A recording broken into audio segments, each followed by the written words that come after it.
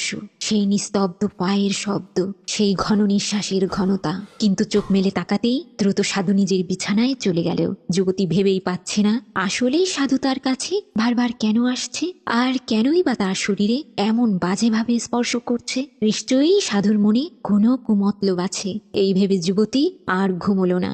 সকাল হলো। পাখিদের কিচিরমিচির ডাক শুনে যুবতী উঠে পড়ল। চারদিকে তাকিয়ে দেখল সাধু নেই, ফাঁকা ঘর। ভয় আর সন্দেহ মিলেমিশে যুবতীর রক্তে কাঁপুনি ধরিয়ে দিল। যুবতী এবার দরজার দিকে এগিয়ে গেল। তখনই দরজার সামনে সাধুকে দাঁড়িয়ে থাকতে দেখল।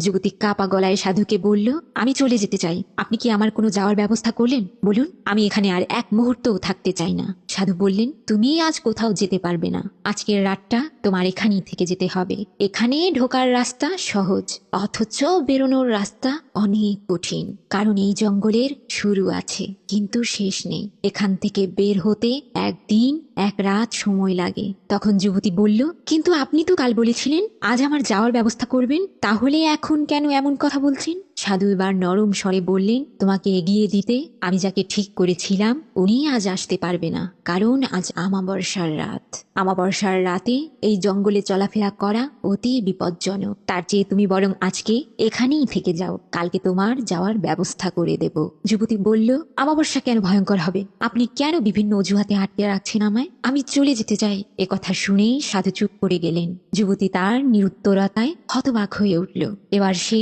উঠোনের এক কোণে বসে রাগে গজগজ করছে। উঠোনের আরেক কোণে সাধু বসে আছে। তার চোখে মুখে তাকে ভোগ করার বাসনা স্পষ্ট বোঝা যাচ্ছে। যুবতী এবার উঠোনে দাঁড়িয়ে জঙ্গলের চারপাশে তাকিয়ে দেখল কোনো লোকজনের দেখা পাওয়া যায় কিনা। কিন্তু চারদিকে শুধু জঙ্গল আর জঙ্গলে ঘেরা, কোথাও কোনো মানুষের অস্তিত্বও নেই। যুবতী ভাবল, এই ভয়ঙ্কর জঙ্গলে মানুষ হয়তো কখনো আসেই না। এভাবেই কাহিনীর অরণ্য আরো ঘন হয়ে আসছে। আস্তে আস্তে সন্ধ্যা নেমে এলো। আবার সন্ধ্যা নামার সাথে সাথে যুবতী গত রাতের কথা মনে করে চোখের কোণে তার অশ্রু জমে উঠেছে। কিন্তু সে আর কাঁদতে পারছে না। ভয়ের তীব্রতা তার চোখে জল আটকে দিয়েছে। চারদিকে অন্ধকার নেমে এলো। জঙ্গলের মধ্যকার সেই ছোট্ট কুটিরে এখন শুধুই দুজন, একজন যুবতী আর এক বৃদ্ধ সাধু। ভাবতেই ভয়ে যুবতীর হাত পা ঠান্ডা হতে লাগলো। বাহিরে তখন ঝিঝি পোকার আওয়াজ, বাতাসে হালকা ঠান্ডা আর অদ্ভুত এক অস্থিরতা। যুবতী তখনও উঠোনে বসে আছে, তার মুখে বিষণ্ণতা আর চোখে অসহায়তা। পাশে বসে থাকা সাধু তাকে নীরবে লক্ষ্য করছে। তাকানোর ভঙ্গিতে আছে এক অজানা লোভ। যুবতীর বুকের ভেতর অজানা আশঙ্কা উকি দিচ্ছে। সন্ধ্যা ঘনিয়ে রাত নামতেই সে কুটিরে ফিরে এলো। যুবতীকে দেখে তখন সাধু বলল, তোমার মধ্যে কি চলছে আমি সবটা জানি, কিন্তু তাতে কিছুই হবে না। যুবতী